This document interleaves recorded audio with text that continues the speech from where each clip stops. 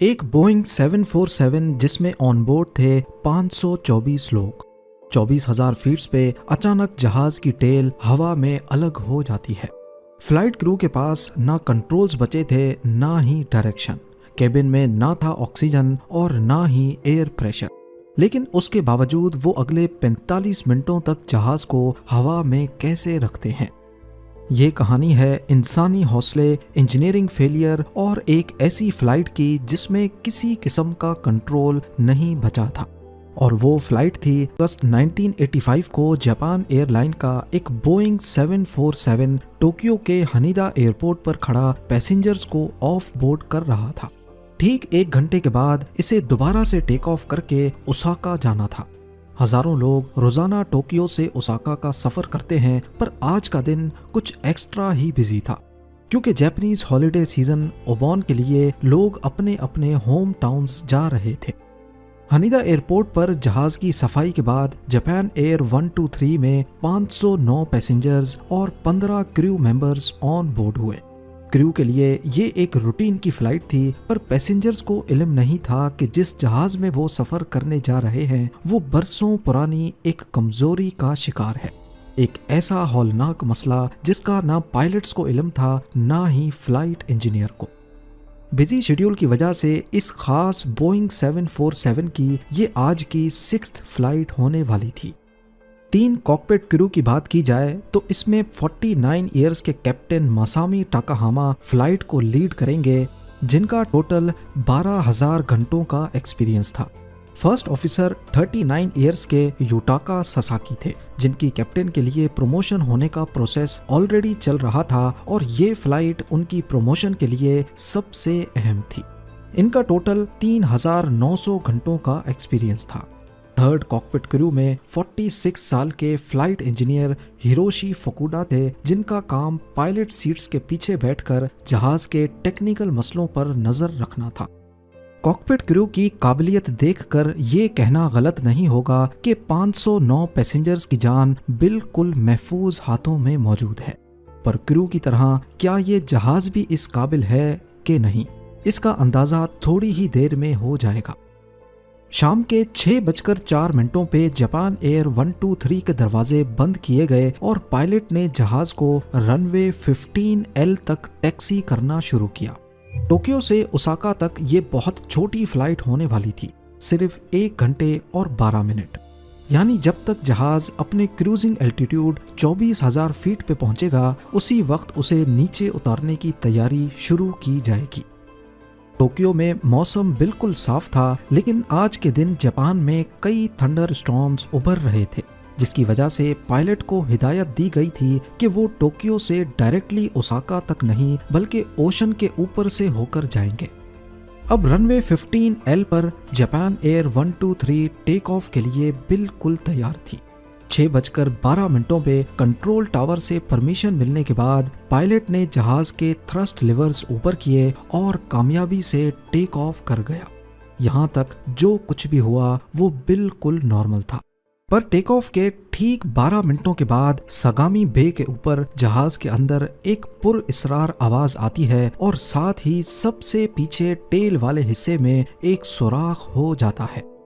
जो पैसेंजर्स अभी तक अपने घर जाने की खुशी में बहुत एक्साइटेड थे, उनकी एक्साइटमेंट पलक झपकते ही खौफ में बदल जाती है, क्योंकि सुराख होने की वजह से केबिन में शोर शराबा शुरू हो गया और लूज पड़ी हुई चीजें तेजी से उस सुराख की तरफ खिंचने लगती हैं। ये सब इतनी तेजी से हुआ कि ये आइडिया लगाना भी मुश्किल था कि आखिर हुआ क्या है। ये आवाज इतनी ज्यादा थी कि इसको कॉकपिट में भी सुना गया। कॉकपिट वॉइस रिकॉर्डर में ये आवाज कुछ इस तरह महसूस हुई।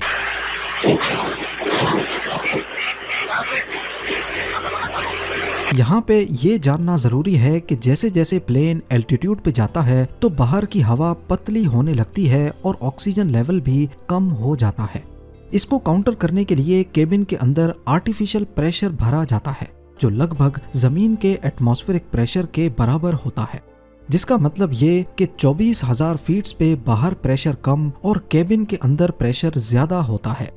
और ये ज्यादा एयर प्रेशर केबिन की दीवारों पर लगातार अंदर से जोर लगा रहा होता है। प्लेन का केबिन पूरी तरह एयर टाइट रखा जाता है ताकि ये आर्टिफिशियल प्रेशर किसी भी तरह से लीक ना हो सके। पर अगर केबिन का कोई छोटा सा भी हिस्सा कमजोर होगा तो एयर प्रेशर उस जगह को फाड़कर एक सुराख पैदा कर सकता है, जिसकी वजह से केबिन का आर्टिफिशियल प्रेशर खत्म हो जाएगा और पैसेंजर्स की तबीयत बिगड़ सकती है। इसके अलावा ऑक्सीजन लेवल कम होने की वजह से सांस लेने में दुश्वारी भी हो सकती है। जापान एयर 123 में भी कुछ ऐसा ही हुआ था, पर अभी तक दोनों पायलट्स को इसका इल्म नहीं। कॉकपिट वॉइस रिकॉर्डर में उनको आपस में बात करते सुना गया, जिसमें कभी उन्होंने लैंडिंग गियर दरवाजे के टूटने की बात की तो कभी उनको लगा कि शायद ये आवाज इंजन में से आई है।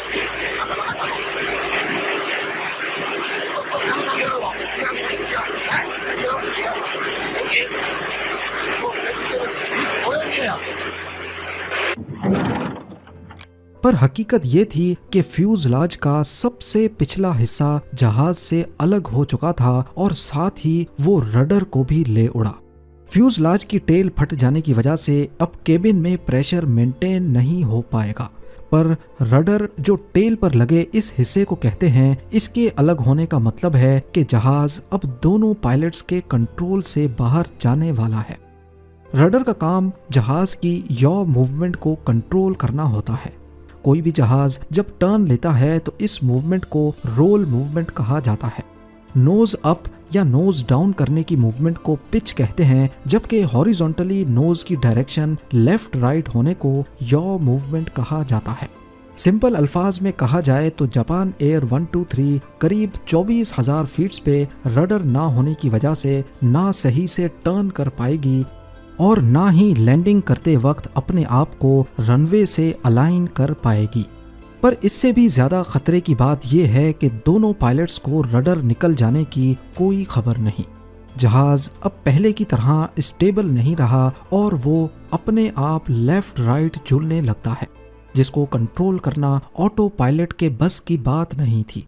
नीचे जमीन पर एक शख्स ने जहाज की मूवमेंट को देखकर कुछ गड़बड़ महसूस की और एक फोटो खींच ली। इस फोटो में साफ साफ नजर आ रहा है कि रडर का हिस्सा टेल से गायब है।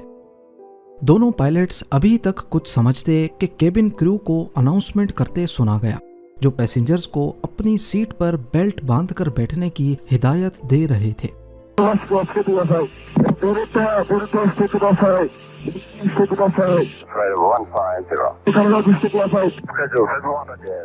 उधर कॉकपिट में मौजूद कैप्टन को मामला गड़बड़ लगा तो सबसे पहले उन्होंने ट्रांसपॉन्डर की फ्रीक्वेंसी 7703 पर रख दी, जो कि एक यूनिवर्सल डिस्ट्रेस सिग्नल है।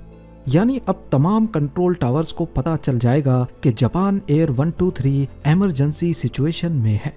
कैप्टन ने फैसला किया कि जहाज को वापस टोक्यो में लैंड किया जाए, पर क्या प्लेन ऐसा करने के काबिल भी है या नहीं। सबसे पहले उन्होंने कंट्रोल टावर को इमरजेंसी सिचुएशन के बारे में बताया और वापस टोक्यो लैंडिंग की परमिशन मांगी। कंट्रोल टावर ने कैप्टन को 90 डिग्री टर्न लेकर टोक्यो में लैंड करने की परमिशन दे दी। फर्स्ट ऑफिसर जो कंट्रोल्स पर बैठे थे, उन्होंने प्लेन को राइट की तरफ मोड़ा, ठीक 40 डिग्रीज के एंगल में। पर दोनों पायलट्स ये देखकर मजीद खौफजदा हो गए कि प्लेन का एंगल 40 डिग्री से काफी ज्यादा था। इस मौके पर कैप्टन को चिल्लाकर फर्स्ट ऑफिसर को बोलते सुना गया कि बैंक एंगल कम करो। पर एंगल किसी सूरत कम नहीं हुआ। को पायलट ने बार बार कोशिश की, पर प्लेन उसके किसी भी इनपुट का जवाब नहीं दे रहा था। इतने में फ्लाइट इंजीनियर ने दोनों पायलट्स को बताया कि हाइड्रोलिक प्रेशर तेजी से कम हो रहा है और देखते ही देखते हाइड्रोलिक प्रेशर 0 पे आ गया।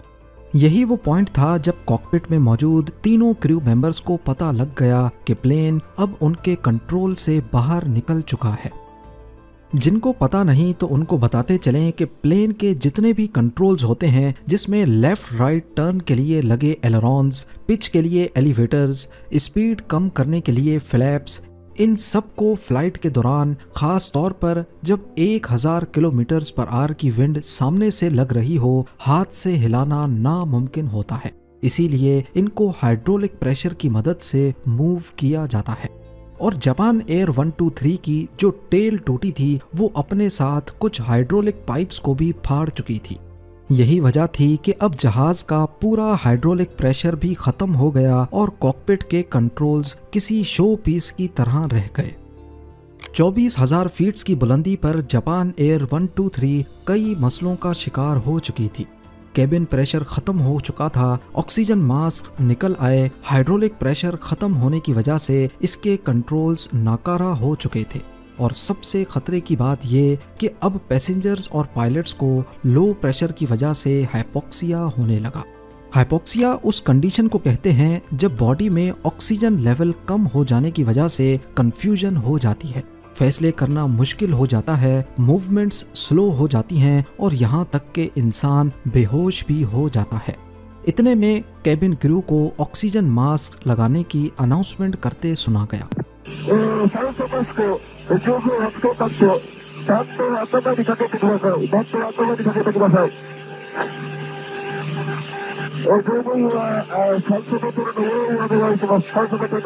अब जापान एयर 123 बुरी तरह रोल मूवमेंट करके पैसेंजर्स को डरा रही थी। दोनों पायलट्स के पास अब सिर्फ एक ही चीज के कंट्रोल्स बचे थे और वो है इंजन के कंट्रोल्स। कैप्टन ने सिर्फ इंजन के कंट्रोल्स को इस्तेमाल करके प्लेन को रोल मूवमेंट से निकालने की कोशिश की। अगर जहाज को राइट टर्न करवाना है तो फिर लेफ्ट साइड के इंजन्स की पावर बढ़ानी होगी और अगर लेफ्ट टर्न कराना है तो राइट साइड के इंजन्स की पावर बढ़ानी होगी। इसी तरह रोल मूवमेंट में जब जहाज राइट की तरफ बैंक करेगा तो सिर्फ राइट इंजन्स की पावर एक खास वक्त तक बढ़ाकर उसे दोबारा सीधा किया जा सकता है। इसी तरीके को इस्तेमाल करते हुए पायलट्स ने जहाज की रोल मूवमेंट पर काफी हद तक काबू पा लिया। अब उनका मिशन सिर्फ एक ही था कि जहाज को जल्द अज जल्द टोक्यो एयरपोर्ट पर वापस लैंड करवाया जाए, पर उससे पहले जहाज को जमीन के करीब लाना होगा ताकि केबिन में प्रेशर बढ़ सके। इस काम के लिए वैसे तो एलिवेटर्स काम आते हैं जो अब हाइड्रोलिक प्रेशर ना होने की वजह से बेकार पड़े थे, लिहाजा कैप्टन ने लैंडिंग गियर डाउन करने का आइडिया दिया। लैंडिंग गियर जहाज में एक्स्ट्रा ड्रैग पैदा करता है जो स्पीड को कम कर सकता है, पर ये लैंडिंग गियर भी हाइड्रोलिक प्रेशर से ही खुलते हैं, लिहाजा कैप्टन ने लैंडिंग गियर को अपने ही वजन पर खोलने का इरादा किया और खुशकिस्मती से वो खुल भी गए। अब 6:45 पे जापान एयर 123 ओत्सुकी नामी शहर के ऊपर एक गोल चक्कर लगाता है और उसका एल्टीट्यूड 24,000 फीट से 13,500 फीट हो जाता है, जो कि पायलट्स की एक बड़ी कामयाबी थी। केबिन में प्रेशर और ऑक्सीजन दोनों बेहतर हो जाते हैं, पर खतरा अभी तक टला नहीं। उनको यहाँ से राइट टर्न लेकर टोक्यो की तरफ जाना था, पर सिर्फ इंजन कंट्रोल्स के जरिए प्लेन को टर्न करना पायलट्स के लिए बहुत मुश्किल पैदा कर रहा था। अगर वो इंजन का थ्रस्ट बढ़ाते तो प्लेन की नोज काफी ऊपर हो जाती, जिससे स्पीड भी कम हो रही थी, और अगर स्पीड ज्यादा कम हुई तो प्लेन स्टॉल करके जमीन पर गिर सकता है। ना चाहते हुए अब जहाज जापान के पहाड़ी इलाके में दाखिल हो गया। कम एल्टीट्यूड पर बिना कंट्रोल्स के जहाज को टोक्यो की तरफ मोड़ना एक इम्पॉसिबल टास्क लग रहा था।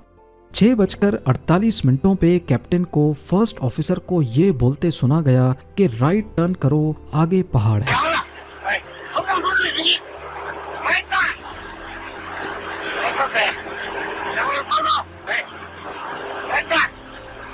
पर शायद सिर्फ इंजन कंट्रोल्स की मदद से इतने बारीक टर्न लेना पॉसिबल नहीं था। इस वक्त कॉकपिट में तरह तरह के अलार्म्स बजते हुए भी सुने गए। ना चाहते हुए भी जहाज टोक्यो से बहुत दूर माउंटेन रेंज के ऊपर सिर्फ 6,800 फीट पे आ चुका था।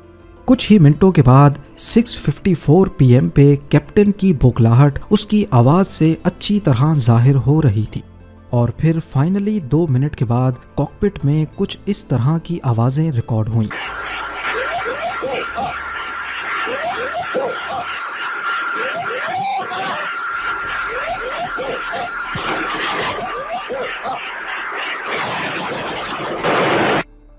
जापान एयर का तैयारा टर्न करते वक्त कम एल्टीट्यूड की वजह से एक पहाड़ से जा टकराया।